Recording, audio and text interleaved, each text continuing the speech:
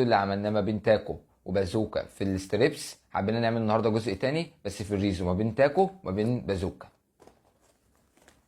يلا بينا. اول حاجه كده يعني في حاجه صادمه، انت تحس ان انت هتاكل هنا انت واربعه اصحابك، تمام؟ في تاكو بالنسبه للبازوكا انت محتاج يعني اضافات عشان تاكل لوحدك. احنا كده ده ابننا، هنأكل ابننا من بازوكا وناكل انا وامه مثلا وانا نصر الكريم من عندي تاكو. بص بقى، هنا في كده حاجه كده، انا مش عارف اتكلم اصلا. لا ده من عندي تاكو ب50 جنيه، حلو. ده من عند بازوكا ب60 جنيه. انا عايز اقول لك ان الحته دي لوحدها اكبر من الحته دي، ده مبدئيا يعني. مش عارف ليه 50 وده 60، يعني ده هناكل فيه كلنا؟ مش عارف، احنا ندوق طعم اولى.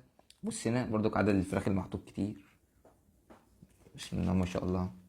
عندك دي، بسم الله ما شاء الله، يعني بتعمل ايه؟ اللي محطوط هنا اكتر من المحطوط هنا عند بازوك. وبص من ناحيتي كمان ده عشان اللي مش واخد باله. ندوق بقى كده ايه، رز مع الصوص بتاعهم الغريب ده، نقول بسم الله. بصراحة الطعم كويس جدا، زي الستريبس اللي بناخده في العادي، مع الرز مع شوية الصوصات اللي محطوطة على الوش ده مخليها الطعم في حتة تانية.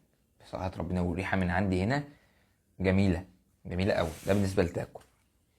بالنسبة لهنا بقى، هي الريحة مش وحشة بس في ريحة غريبة كده أنا مش شاممها. بس يعني لو جينا بقى نبص هنا على عدد الفراخ المحطوط،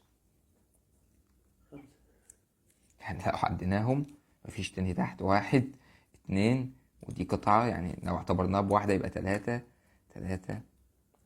أعداد بسيطة خالص وحتت صغيرة جدا بالنسبة لهنا. يعني عايز أقول لك إن هنا أنا كل ده عملت لك مقارنة في الناحية دي، ما جيتلكش على الناحية دي. يعني دي كلها قطعة فراخ، دي كلها اهي قطعة فراخ، يعني في فرق بسم الله ما شاء الله يعني. ودي 50 ودي 60.